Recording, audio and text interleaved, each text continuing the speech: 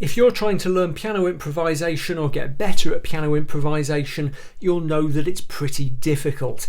I can totally relate to that. We've all been there. Improvisation is tough for all of us on the piano, especially when we're just starting out. So today I'm going to show you a very simple practice technique that will boost your confidence and fluency when you're improvising on the piano, especially when it comes to right hand melodic improvisation. I've been using this technique since I was a kid and it's really helped me, and I think it will help you as well. We're going to focus on jazz and blues playing today, but the technique I'm going to show you is one you can apply to piano improvisation in pretty much any style of music. Let's find out about it. The first thing we need to do is come up with a piano improvisation we can use to put this technique into practice. Now, I don't want to spend hours on this, so what I'm going to do is show you a really simple improvisation that you can build up in baby steps if you're a beginner, but which you should be able to grasp pretty quickly if you're already an experienced improviser. We're in the key of C major, so it's nice and easy, and we're working over a fixed left hand that just consists of 4 chords, and those chords are F major 7, E minor 7, D minor 7, and C major 7 in those positions. Yeah, and that's it. You just loop it round and round and round. So if you're new to piano improvisation, the first part of your mission, as soon as you finish watching this tutorial, is just to learn those chord shapes. Then in the right hand, I'm going to give you a limited number of notes to build an improvisation from. Those notes are C, D, E flat, E, G and A. Just 6 of them, and you can play them in any octave. C, D, E flat, E, G and A. Now, the idea behind only giving you a limited number of notes is that it helps you to deal with that intimidating feeling of, oh my, I've got so many notes to choose from. What do I do? Where on earth do I start? It's a funny thing, but by strictly limiting the number of notes you can use, you actually give yourself more freedom to develop your improvisation. Now, if you're really new, you won't want to use 6 notes straight away. You'll probably be better off just starting with 2 notes, for example C and G, and playing around with those rhythmically over your left hand. And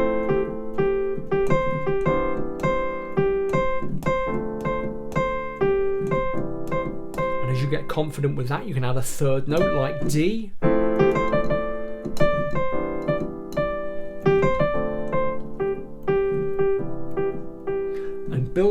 Build out as you grow in confidence until you're gradually using all 6 notes of the scale.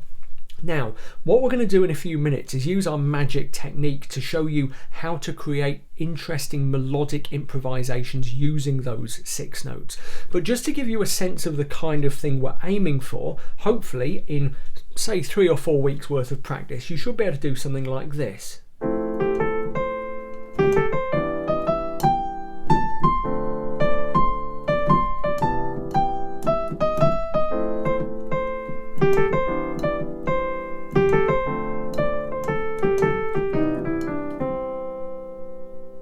Now, you don't have to use that progression and that scale. You can use any chord progression to practice this technique, and in fact I've put some other progressions in a PDF for you along with some tips and reminders you can use when you're practicing this stuff later. You can download that PDF for free, and I'll tell you how to do that in just a few minutes. So what's our amazing technique for improvising better? Well, when you're playing a piano improvisation, your brain is having to do a lot of different things at once, and there are several factors that make your life more difficult. You've got to think about what notes to play, especially in the right. You've got to think about the chord progression. You've got to think about maybe reading a lead sheet and choosing rhythms, and quite a few other things. All we're going to do is make our lives easier by temporarily eliminating one of those factors, and that's the factor of time. So we're going to be using our fixed chord progression in the left hand. As I said, you can use any progression for this. I'm just going to stick to this one for now because it's so clear and simple. But rather than tying those chords to the tyranny of a fixed beat, saying 1 bar, 1 measure of this chord, then a bar of this chord, 4 beats of this, 4 beats of that, 1, 2, 3, 4, 2, 2, 3. Instead of doing that, it's going to be entirely up to you when you change chord in the left. You can do it slowly, quickly, randomly, however you like. The beat has just disappeared. Why does that help you get better at improvising? Well, if you think of your musical mind as being like your laptop or your phone or whatever, all the different things you do when you're improvising are like applications that are running at the same time. So you've got an application to help you remember the chords, an application for choosing melody notes, an application for reading your sheet music, and so on. But the application that keeps you in time on that unforgiving beat, that's the one that gets in the way of all the others and makes everything more difficult. If you temporarily shut that application down, turn off the beat, it frees up a ton of mental processing power, and you can use that extra processing power to focus on making your other improvisational skills better. Now at some point, obviously, you're going to have to put the beat back in. You can't just flop around playing beat free forever, and we'll look at how to put the beat back in a few minutes. But while we're free of that tyrannical beat, we can use that as an opportunity to really sharpen up those other skills. And if you do that in the right way, when things go back together, everything will sound better. So let's think about some of the stuff you can do to improve your right hand melodic improvisation in particular. Remember that over our little chord progression, which we're not counting, we're changing chords whenever we like, we're improvising with these notes: C, D, E flat, E, G and A. And that, as you might know, is basically just the C major pentatonic scale plus an E flat that we've lifted from the blues scale. So just start experimenting with the notes of that scale, that kind of compound scale, over the chords in the left. And don't worry much about how it sounds, just let your fingers drift around those notes, doing random stuff. Chords in the left, but change them whenever you want, and don't worry if you forget to change them and you spend ages on one chord. Remember, the secret of this technique is that we are not worrying remotely about timing. Those chords are just there to fill out the harmony and to give us a chance to experiment with and learn about different sounds.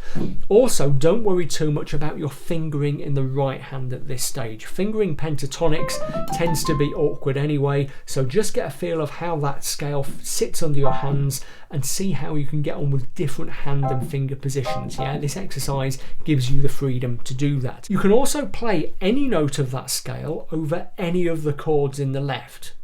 Don't think you always have to be landing on a chord note by any means. And in fact, one of the things you can do while you're experimenting away from the beat is deliberately try notes of the scale that don't belong in whatever left-handed chord you're playing. So you could try D or A above C major 7, or E flat above E minor 7, really crunchy bluesy sound there. Every time you do that, listen to the effects you're creating and learn what happens when you use those particular combinations.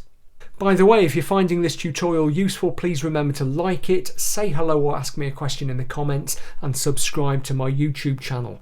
You could also check out my books, especially How to Really Play the Piano, the stuff your teacher never taught you, which will really help you if you want to improve your knowledge of how chords work and how to get started with improvisation. It really goes into a ton of detail on those things. You might also like to check out my crowdfunding page at patreon.com/BillHilton. Supporting me on Patreon comes with a load of great benefits, not least access to my very popular piano packs. The piano packs are full of great exercises and pieces to learn, with walkthrough videos to help you as you practice. Like I said, check out patreon.com/BillHilton to find out more.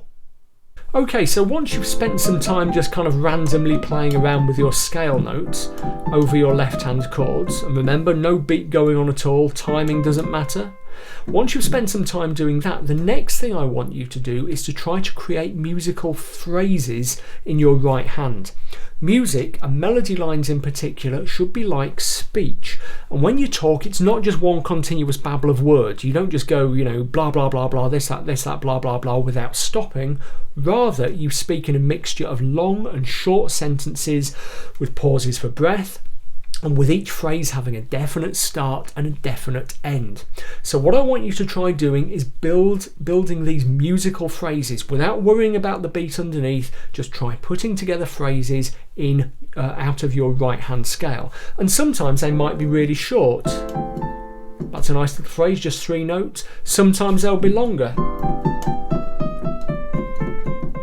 Okay, you could try doing runs up and down the scale and joining them together with jumps.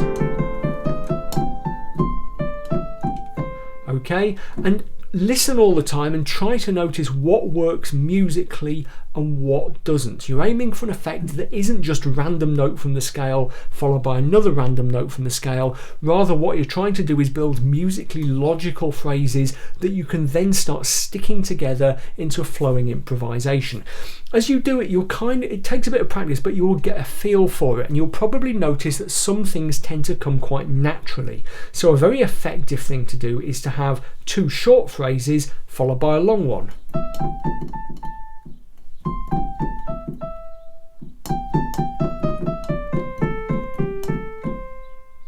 Okay, you don't have to come up with anything massively complicated. Really simple little phrases are fine, as long as you find them musically satisfying. And that's the kind of condition of success. Use your own innate human musical intelligence to decide whether you find these things satisfying or not. Okay, if you do, the chances are other people will do as well. As you grow in confidence with this technique, you can start to apply it to other progressions and other styles of music. So find the chord progression from your favourite song, look up or figure out the pentatonic scale of the key it's in, maybe add that flat third if you want a jazzy sound, and off you go.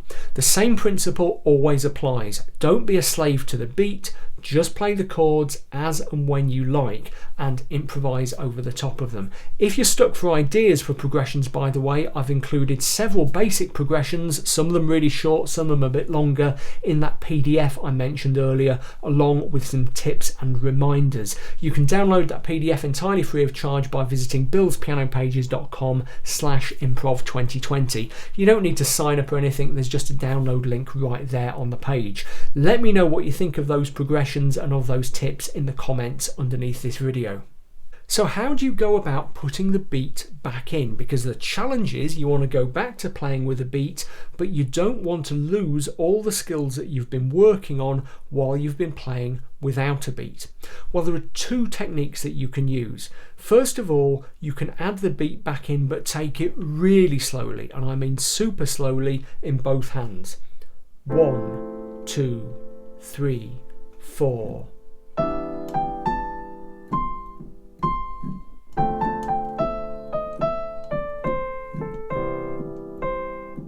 And that might feel frustrating at first, but force yourself to do it and gradually speed up. The second technique is to alternate playing with a beat and without a beat. So 2 minutes with a beat, 2 minutes without a beat.